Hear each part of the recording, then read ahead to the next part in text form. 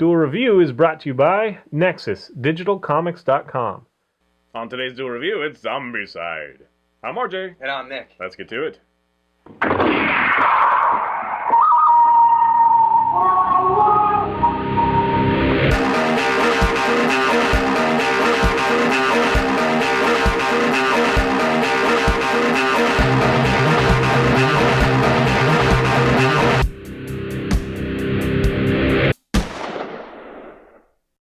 Hey guys, welcome to Wednesday the 20th of March. We are doing Zombicide. That's right. Guillotine Games and Cool Mini or Not. Here is the box. Big box. Yes, it is a big box, but it's very well packed, actually. Yes. Zombicide is one of those Kickstarter projects that really went big. And in fact, they're doing Season 2 right now. And if you're interested, go online. I mean, they've made $1 million plus now. They're way past their goal. But they're offering a lot of free stuff to all of us that pledge. So I'm definitely on board. I can't wait to get it. So yes, go check it out if you're interested, if this looks good to you. I'm definitely on board with playing his game. If you haven't heard of Zombicide, it is a miniatures game. Right. There's a lot of miniatures, though. I mean, first off the bat, we've got regular walkies. It's a zombie game, Zombicide. Zombicide. We've got 4 different walkers. Types of walkers, yeah. Well, just 4 different walkers. 4 different models. 5 different models, I'm sorry. And then, yes, we've got runners here, and there are 2 models of the runners. These move 1 spaces, these move 2 spaces, but they're weak. We got the fatty, who always spawns with 2 regular walkers, and he's worth 2. You have to do something, with a shotgun or something to take him out, and he just moves 1 space. And then we got the abomination, which there's only 1 in the actual core game. If you support the Kickstarter, you have an extra. Yes, that is the breadth of your enemies. And then you've got 6 survivors. Now, the survivors everything is gray except for the survivors, which are color-coded. We're just pulled out 2, everybody's favorite, Amy, chick with the samurai sword, and then Josh, who is a great character I like to use because he's slippery, and we'll explain what that means. Anyway, so this is a miniatures game. Right off the bat, these miniatures are pretty high quality. I'm really quite impressed. Now, there are a lot of people that don't like the all gray, that they feel, it should be painted or whatever. Well, first of all, that would raise the cost hugely. A lot. Yes. Second of all, there's nothing stopping you from painting them. It's just that they're small and there's a lot of nooks and crannies, so it might drive some of us mad. I'm talking about me. And I kind of like them. As a modeler myself, I know that gray does a really good job of showing highlights and shadows, so it was a really good choice. In fact, if you look at some of the heroes, which are the color-coded ones, I rather, the gray do a better job of showing the detail. Now, I'm not saying that they're bad. They're just fine, and they're really a lot of fun. Yeah, you're not going to be able to see them very well. You're going to have to look them online. But anyway, so this is the core of the game as far as the miniatures go. There's also the boards here, which are all well made. Now, you've got these tiles. The first one is basically a city. You've got a garage and a dentist office, but otherwise it's just kind of generic city stuff. Apartments, maybe some storefronts. It's all kind of ambiguous so that you can kind of make up your own, campaign, make up your own rules. So there are 9 tiles. Each tile has 2 sides, which gives you a lot of variety. And you just kind of build your playing field. Of course, they do have recommended, starting kind of levels and situations. Just pick up your elbow. And but there's a lot of there's even contests that they have to have your own campaign, your own map, and the best one wins an exclusive little hero kind of thing. Right. So they really are promoting this as a house rules, make your own campaign, just have a lot of fun. The mechanics are so simple that even anybody could do it. By which I mean Nick. No, just kidding. You can do a lot of things with just the core mechanics, but then there's a lot of room that you can just easily add more. Like maybe say the amount of actions that a hero can take, the amount of wounds that they can take, whether a zombie attacks when they move into the same square as a hero or not. The way the main game plays is each one of these between crosswalk areas when boards come together. Now, whether even the ones on the side are one zone. So when you're moving, you get 3 actions. Well, it's your turn. The hero gets 3 actions. They could move and move and move again, or they can move, and if they're inside, they can search, or they can move and search and attack, or they can attack 3 times. So they can never search twice unless they have an ability that does so. Right. So that's kind of the limitation that you work with. The zombies, like the fatties and the regular walkers, they'll just move 1 space. The runners will move 2. and the Abomination moves 1, but he's like impossible to kill unless you have Molotov. Now, of course, again, Season 2 is we're on the heels of that. That's coming out in September. Right now, they're doing the Kickstarter till the end of the month, so don't miss it if you're interested. That'll probably introduce more rules. We've definitely got more zombies, like toxic zombies and berserker zombies and all that stuff.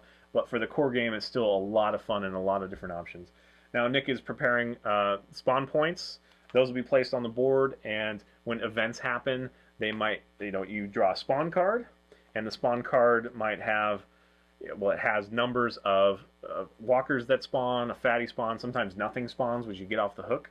Right. Anytime you bust into a building, let's say that we're going to use Josh, and he's going to bust into this building. He has let's say he has a crowbar. Now, a crowbar doesn't make noise, so he's not going to alert the zombies, but he's going to be able to go into this building. But once he breaks the door open, it's going to have a chance to spawn in each one of these rooms. So you draw a card for each one of these rooms and see if zombies spawn. Now, it could be full of zombies. You could get lucky and only have a couple zombies.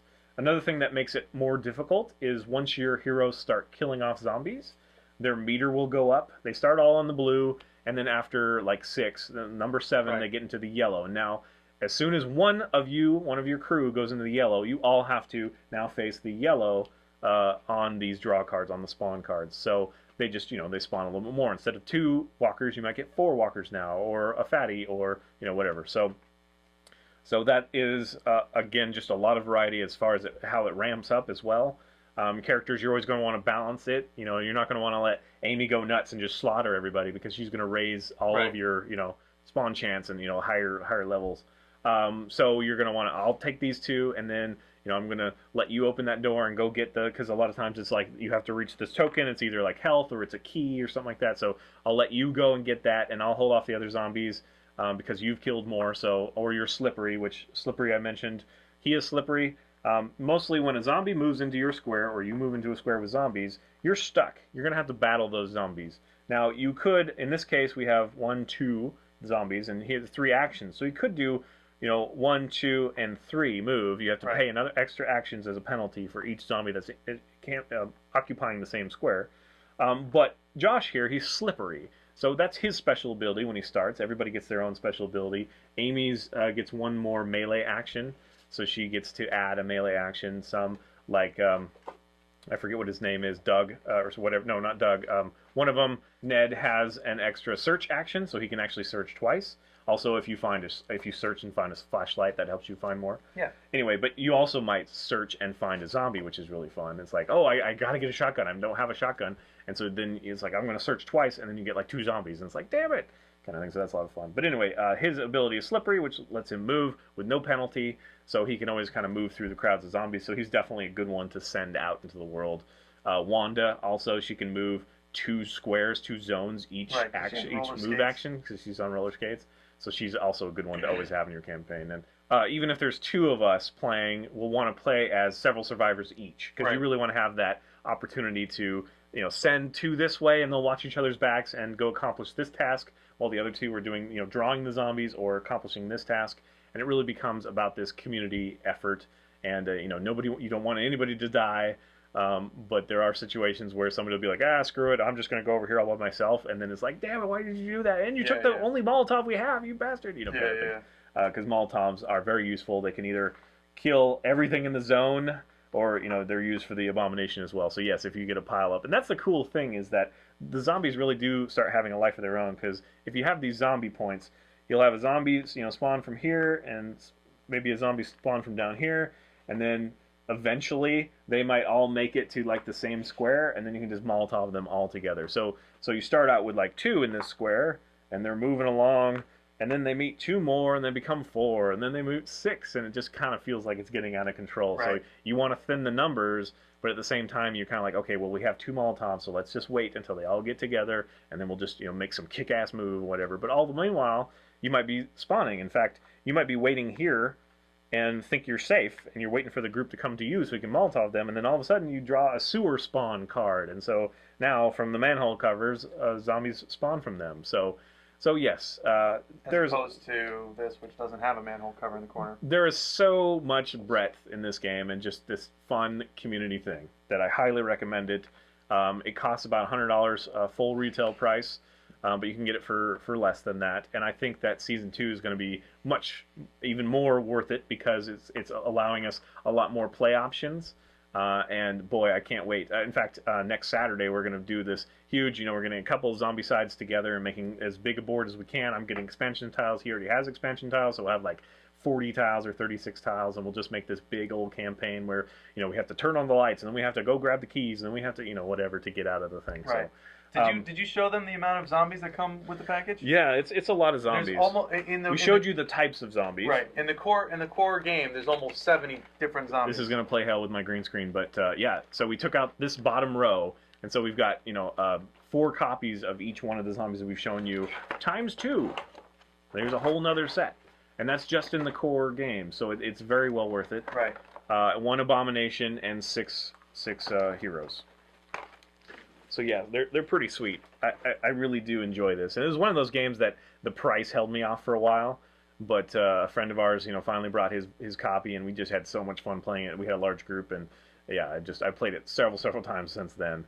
And yeah, again, all the campaigns online. If you're not a creative sort, there's so many campaigns that you can play through. It'll keep you playing for a long time. Yeah, yeah. But if you are the creative sort like us, we're already thinking about, because one thing you didn't talk about the wounds. That's why I have this out. I was going to talk about this. Let me just quickly talk about the sheet. This sheet is nice, this character sheet, because first of all, on one side you have all the stats of this character, but on the back you have a blank one, so you can create your own character.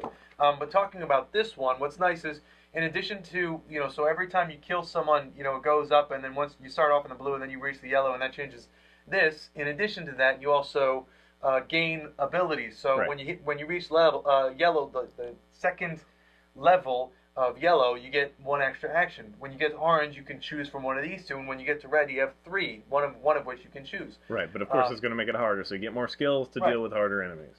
In addition to that, you have down here the I guess item slots. Yeah, item slots. So when you search, you get to draw from the red deck, and that chooses your items. In this case, I have plenty of ammo, which means that I can put it here and equip it for my shotgun, and it does extra damage, or has lets some you reroll. benefit. Yeah. Really.